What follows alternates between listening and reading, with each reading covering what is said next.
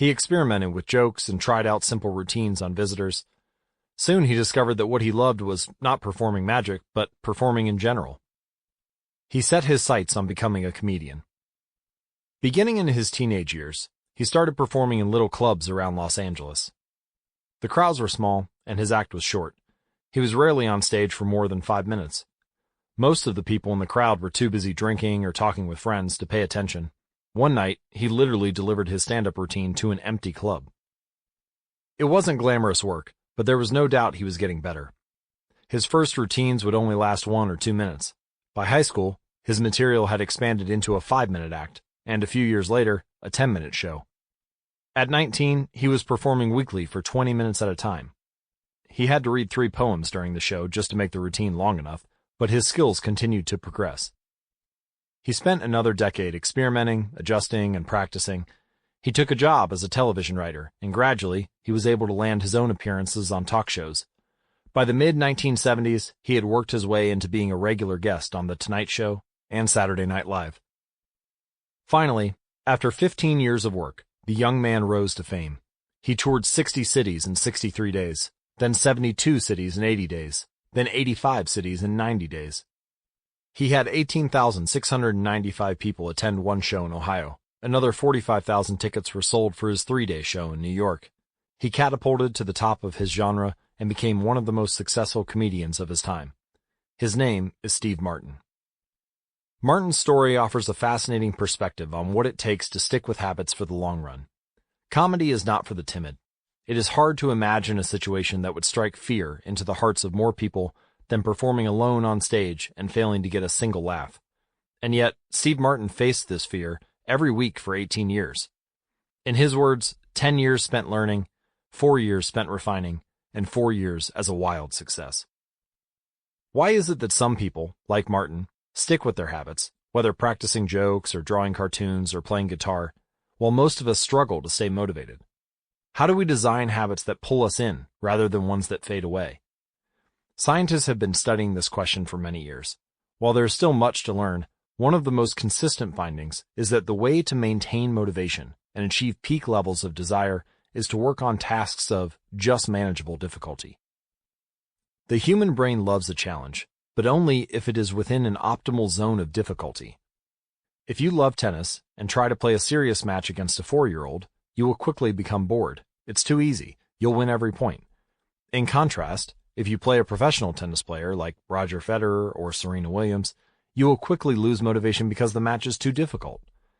Now, consider playing tennis against someone who is your equal. As the game progresses, you win a few points and you lose a few. You have a good chance of winning, but only if you really try. Your focus narrows, distractions fade away, and you find yourself fully invested in the task at hand. This is a challenge of just manageable difficulty, and it is a prime example of the Goldilocks Rule.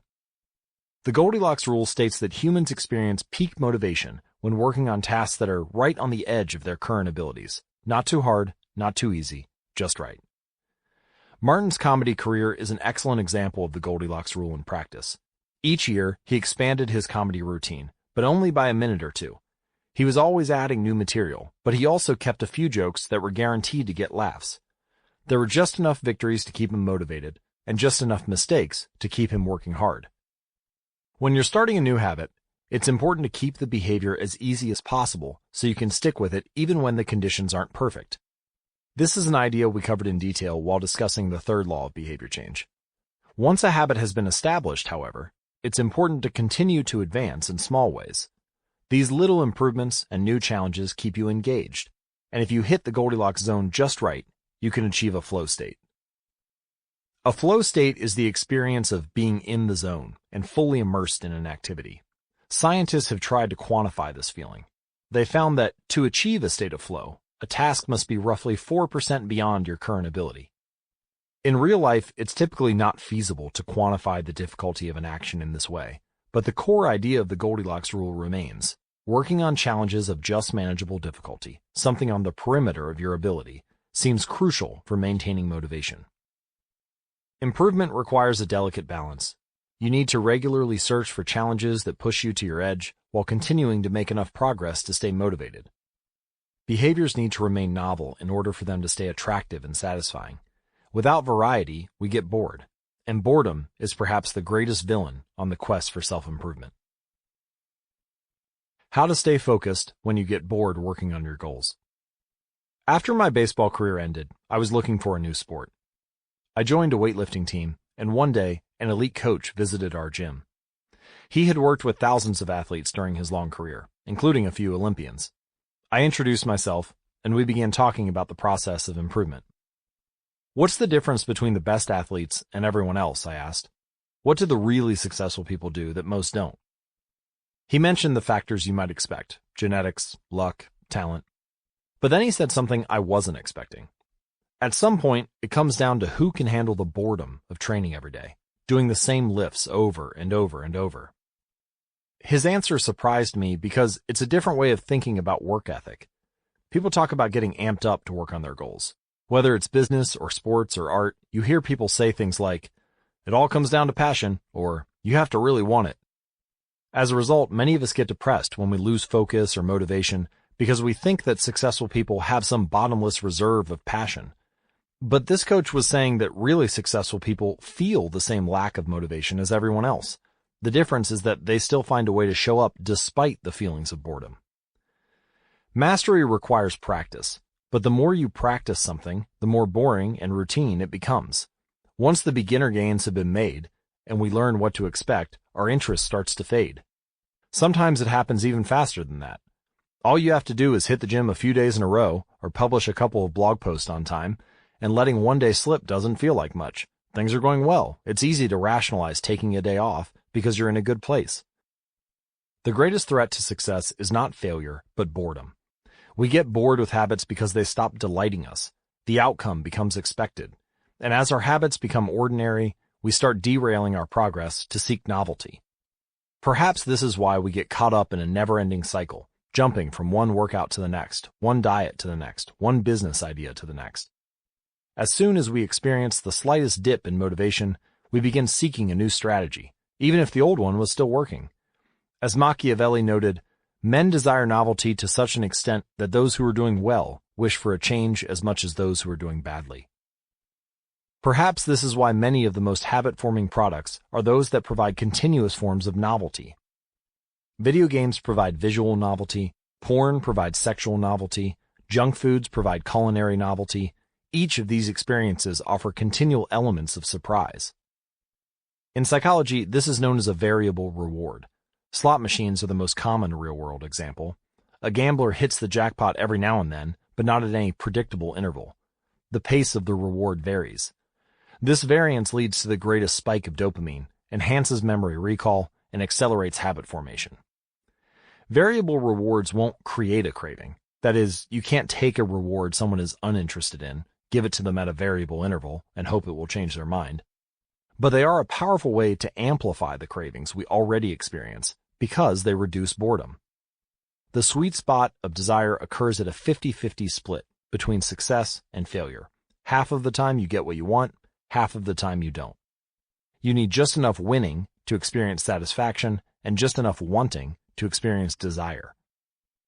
This is one of the benefits of following the Goldilocks Rule. If you're already interested in a habit, working on challenges of just manageable difficulty is a good way to keep things interesting. Of course, not all habits have a variable reward component, and you wouldn't want them to.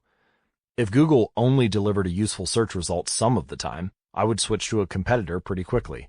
If Uber only picked up half of my trips, I doubt I'd use the service much longer. And if I flossed my teeth each night, but only sometimes ended up with a clean mouth, I think I'd skip it. Variable rewards or not, no habit will stay interesting forever. At some point, everyone faces the same challenge on the journey of self-improvement. You have to fall in love with boredom. We all have goals that we would like to achieve and dreams that we would like to fulfill. But it doesn't matter what you are trying to become better at. If you only do the work when it's convenient or exciting, then you'll never be consistent enough to achieve remarkable results. I can guarantee that if you manage to start a habit and keep sticking to it, there will be days when you feel like quitting. When you start a business, there will be days when you don't feel like showing up. When you're at the gym, there will be sets that you don't feel like finishing. When it's time to write, there will be days when you don't feel like typing. But stepping up when it's annoying or painful or draining or boring, that's what makes the difference between a professional and an amateur. Professionals stick to the schedule. Amateurs let life get in the way. Professionals know what is important to them and work toward it with purpose. Amateurs get pulled off course by the urgencies of life.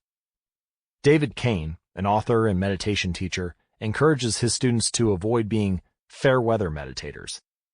Similarly, you don't want to be a fair-weather athlete or a fair-weather writer or a fair-weather anything. When a habit is truly important to you, you have to be willing to stick with it in any mood. Professionals take action even when the mood isn't right. They might not enjoy it, but they find a way to put the reps in. There have been a lot of sets I haven't felt like finishing, but I've never regretted doing the workout. There have been a lot of articles I haven't felt like writing, but I've never regretted publishing on schedule. There have been a lot of days I felt like relaxing, but I've never regretted showing up and working on something that was important to me. The only way to become excellent is to be endlessly fascinated by doing the same thing over and over. You have to fall in love with boredom. Chapter Summary. The Goldilocks Rule states that humans experience peak motivation when working on tasks that are right on the edge of their current abilities. The greatest threat to success is not failure, but boredom. As habits become routine, they become less interesting and less satisfying. We get bored. Anyone can work hard when they feel motivated. It's the ability to keep going when work isn't exciting that makes the difference. Professionals stick to the schedule. Amateurs let life get in the way. Chapter 20. The downside of creating good habits. Habits create the foundation for mastery. In chess, it is only after the basic movements of the pieces have become automatic that a player can focus on the next level of the game. Each chunk of information that is memorized opens up the mental space for more effortful thinking. This is true for any endeavor. When you know the simple movements so well that you can perform them without thinking, you are free to pay attention to more advanced details.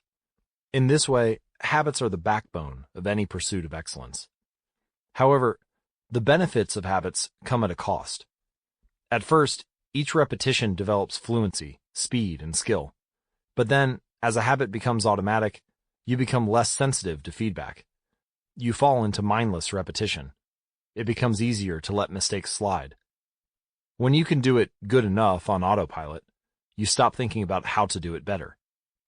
The upside of habits is that we can do things without thinking. The downside of habits is that you get used to doing things a certain way and stop paying attention to little errors. You assume you're getting better because you're gaining experience. In reality, you are merely reinforcing your current habits, not improving them. In fact, some research has shown that once a skill has been mastered, there is usually a slight decline in performance. Usually, this minor dip in performance is no cause for worry. You don't need a system to continuously improve how well you brush your teeth or tie your shoes or make your morning cup of tea. With habits like these, good enough is usually good enough. The less energy you spend on trivial choices, the more you can spend it on what really matters. However, when you want to maximize your potential and achieve elite levels of performance, you need a more nuanced approach. You can't repeat the same things blindly and expect to become exceptional. Habits are necessary, but not sufficient for mastery. What you need is a combination of automatic habits and deliberate practice. Habits plus deliberate practice equal mastery. To become great, certain skills do need to become automatic. Basketball players need to be able to dribble without thinking before they can move on to mastering layups with their non-dominant hand. Surgeons need to repeat the first incision so many times that they could do it with their eyes closed, so they can focus on the hundreds of other variables that arise during surgery. But after one habit has been mastered, you have to return to the effortful part of the work and begin building the next habit. Mastery is the process of narrowing your focus to a tiny element of success, repeating it until you have internalized the skill, and then using this new habit as the foundation to advance to the next frontier of your development. Old tasks become easier the second time around, but it doesn't get any easier overall, because now you're pouring your energy into the next challenge. Each habit unlocks the next level of performance. It is an endless cycle. Although habits are powerful, what you need is a way to remain conscious of your performance over time, so you can continue to refine and improve. It is precisely at the moment when you begin to feel like you have mastered a skill right when things are starting to feel automatic and you are becoming comfortable, that you must avoid slipping into the trap of complacency. The solution? Establish a system for reflection and review. How to review your habits and make adjustments. In 1986, the Los Angeles Lakers had one of the most talented basketball teams ever assembled, but they are rarely remembered that way. The team started the 1985-1986 NBA season with an astounding 29-5 record.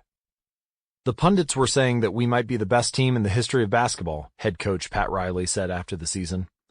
Surprisingly, the Lakers stumbled in the 1986 playoffs and suffered a season-ending defeat in the Western Conference Finals. The best team in the history of basketball didn't even play for the NBA championship. After that blow, Riley was tired of hearing about how much talent his players had and about how much promise his team held. He didn't want to see flashes of brilliance followed by a gradual fade in performance. He wanted the Lakers to play up to their potential, night after night. In the summer of 1986, he created a plan to do exactly that, a system that he called the Career Best Effort Program, or CBE. When players first joined the Lakers, Riley explained, we track their basketball statistics all the way back to high school. I call this taking their number. We look for an accurate gauge of what a player can do, then build him into our plan for the team based on the notion that he will maintain and then improve upon his averages. After determining a player's baseline level of performance, Riley added a key step. He asked each player to improve their output by at least 1% over the course of the season. If they succeeded, it would be a CBE, or Career Best Effort. Similar to the British cycling team that we discussed in Chapter 1, the Lakers sought peak performance by getting slightly better each day. Riley was careful to point out that CBE was not merely about points or statistics, but about giving your best effort spiritually, mentally, and physically. Players got credit for allowing an opponent to run into you when you know that a foul will be called against him, diving for loose balls, going after rebounds whether you are likely to get them or not, helping a teammate when the player he's guarding has surged past him, and other unsung hero deeds. The CBE number was calculated for all of a player's games, and it was the average CBE that a player was asked to improve by 1% over the season. Riley compared each player's current CBE to not only their past performances, but also those of other players in the league. As Riley put it, we ranked team members alongside league opponents who played the same position and have similar role definitions. Sports writer Jackie McMullen noted, Riley trumpeted the top performers in the league in bold lettering on the blackboard each week and measured them against the corresponding players on his own roster. Solid, reliable players generally rated a score in the 600s, while elite players scored at least 800. Magic Johnson, who submitted 138 triple-doubles in his career, often scored over 1,000. The Lakers also emphasized year-over-year progress by making historical comparisons of CBE data. Riley said, we stacked the month of November 1986 next to November 1985 and showed the players whether they were doing better or worse than at the same point last season. Then, we showed them how their performance figures for December 1986 stacked up against November's. The Lakers rolled out the CBE program in October 1986. 8 months later, they were NBA champions. The following year, Pat Riley led his team to another title, as the Lakers became the first team in 20 years to win back-to-back NBA championships. Afterward, he said, sustaining an effort is the most important thing for any enterprise. The way to be successful is to learn how to do things right, then do them the same way every time. The CBE program is a prime example of the power of reflection and review. The Lakers were already talented. CBE helped them get the most out of what they had, and made sure their habits improved rather than declined. Reflection and review enables the long-term improvement of all habits, because it makes you aware of your mistakes and helps you consider possible paths for improvement. Without reflection, we can make excuses, create rationalizations, and lie to ourselves. We have no process for determining whether we are performing better or worse compared to yesterday.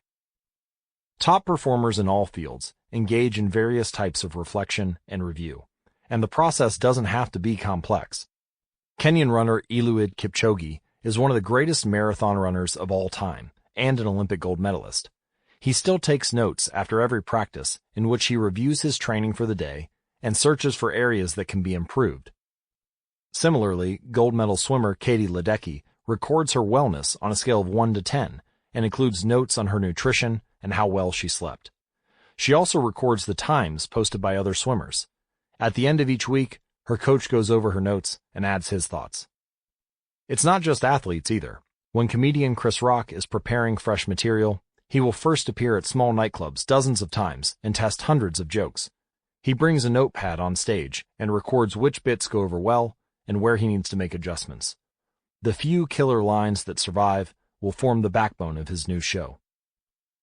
I know of executives and investors who keep a decision journal in which they record the major decisions they make each week, why they made them, and what they expect the outcome to be. They review their choices at the end of each month or year to see where they were correct and where they went wrong. If you're interested in keeping your own decision journal, I created a template for doing so. You can find it included as part of the Habit Journal, available at atomichabits.com/journal. Improvement is not just about learning habits, it's also about fine-tuning them. Reflection and review ensures that you spend your time on the right things and make course corrections whenever necessary, like Pat Riley adjusting the effort of his players on a nightly basis. You don't want to keep practicing a habit if it becomes ineffective. Personally, I employ 2 modes of reflection and review. Each December, I perform an annual review, in which I reflect on the previous year. I tally my habits for the year by counting up how many articles I published, how many workouts I put in, how many new places I visited, and more. You can see my previous annual reviews at jamesclear.com/annual-review. Finally, I reflect on my progress, or lack thereof, by answering 3 questions. 1. What went well this year? 2. What didn't go so well this year? 3. What did I learn? 6 months later, when summer rolls around, I conduct an integrity report. Like everyone, I make a lot of mistakes. My integrity report helps me realize where I went wrong and motivates me to get back on course. I use it as a time to revisit my core values and consider whether I have been living in accordance with them. This is when I reflect on my identity and how I can work toward being the type of person I wish to become. You can see my previous integrity reports at jamesclear.com/integrity. My yearly integrity report answers 3 questions. 1. What are the core values that drive my life and work? 2. How am I living and working with integrity right now? 3. How can I set a higher standard in the future? These 2 reports, the annual review and the integrity report, don't take very long. It's just a few hours a year. But they are crucial periods of refinement.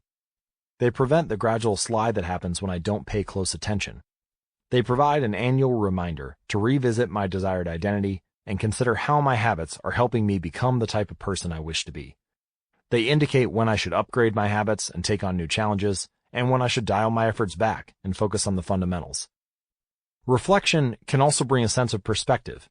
Daily habits are powerful because of how they compound, but worrying too much about every daily choice is like looking at yourself in the mirror from an inch away. You can see every imperfection and lose sight of the bigger picture. There is too much feedback.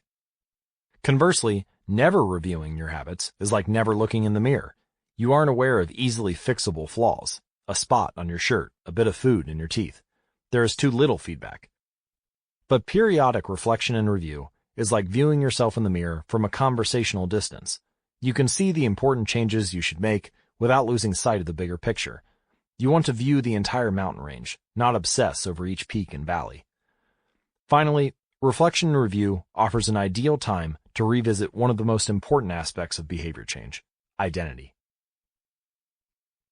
How to break the beliefs that hold you back. In the beginning, repeating a habit is essential to build up evidence of your desired identity. As you latch on to that new identity, however, those same beliefs can hold you back from the next level of growth. When working against you, your identity creates a kind of pride that encourages you to deny your weak spots and prevents you from truly growing. This is one of the greatest downsides of building habits. The more sacred an idea is to us, that is, the more deeply it is tied to our identity, the more strongly we will defend it against criticism. You see this in every industry. The school teacher who ignores innovative teaching methods and sticks with her tried and true lesson plans. the veteran manager who is committed to doing things his way, the surgeon who dismisses the ideas of her younger colleagues, the band who produces a mind-blowing first album and then gets stuck in a rut. The tighter we cling to an identity, the harder it becomes to grow beyond it. One solution is to avoid making any single aspect of your identity an overwhelming portion of who you are. In the words of investor Paul Graham, keep your identity small. The more you let a single belief define you, the less capable you are of adapting when life challenges you. If you tie up everything in being the point guard or the partner at the firm or whatever else, then the loss of that facet of your life will wreck you. If you're a vegan and then develop a health condition that forces you to change your diet, you'll have an identity crisis on your hands. When you cling too tightly to one identity, you become brittle. Lose that one thing, and you lose yourself. For most of my young life, being an athlete was a major part of my identity. After my baseball career ended, I struggled to find myself. When you spend your whole life defining yourself in one way, and that disappears, who are you now? Military veterans and former entrepreneurs report similar feelings. If your identity is wrapped up in a belief like, I'm a great soldier, what happens after your period of service ends? For many business owners, their identity is something along the lines of, I'm the CEO, or I'm the founder. If you have spent every waking moment working on your business, how will you feel after you sell the company? The key to mitigating these losses of identity is to redefine yourself such that you get to keep important aspects of your identity even if your particular role changes. So, I am an athlete becomes, I'm the type of person who is mentally tough and loves a physical challenge. Or, I'm a great soldier transforms into, I'm the type of person who is disciplined, reliable, and great on a team. I'm the CEO translates to, I'm the type of person who builds and creates things. When chosen effectively, an identity can be flexible rather than brittle. Like water flowing around an obstacle, your identity works with the changing circumstances rather than against them. The following quote from the Tao Te Ching encapsulates these ideas perfectly. Men are born soft and supple. Dead, they are stiff and hard. Plants are born tender and pliant. Dead, they are brittle and dry. Thus, whoever is stiff and inflexible is a disciple of death. Whoever is soft and yielding is a disciple of life. The hard and the stiff will be broken. The soft and the supple will prevail. Lao Tzu. Habits deliver numerous benefits, but the downside is that they can lock us into our previous patterns of thinking and acting, even when the world is shifting around us. Everything is impermanent. Life is constantly changing, so you need to periodically check in to see if your old habits and beliefs are still serving you. A lack of self-awareness is poison. Reflection and review is the antidote. Chapter summary. The upside of habits is that we can do things without thinking. The downside is that we stop paying attention to little errors. Habits plus deliberate practice equal mastery. Reflection and review is a process that allows you to remain conscious of your performance over time. The tighter we cling to an identity, the harder it becomes to grow beyond it. Conclusion. The secret to results that last. There is an ancient Greek parable known as the Socrates paradox, which talks about the effect one small action can have when repeated enough times. One formulation of the paradox goes as follows. Can one coin make a person rich? If you give a person a pile of 10 coins, you wouldn't claim that he or she is rich. But what if you add another, and another, and another? At some point, you will have to admit that no one can be rich unless one coin can make him or her so. We can say the same about atomic habits. Can one tiny change transform your life? It is unlikely that you would say so. But what if you made another, and another, and another? At some point, you will have to admit that your life was transformed by one small change. The holy grail of habit change is not a single 1% improvement, but 1,000 of them. It's a bunch of atomic habits stacking up, each one a fundamental unit of the overall system. In the beginning, small improvements can often seem meaningless because they get washed away by the weight of the system.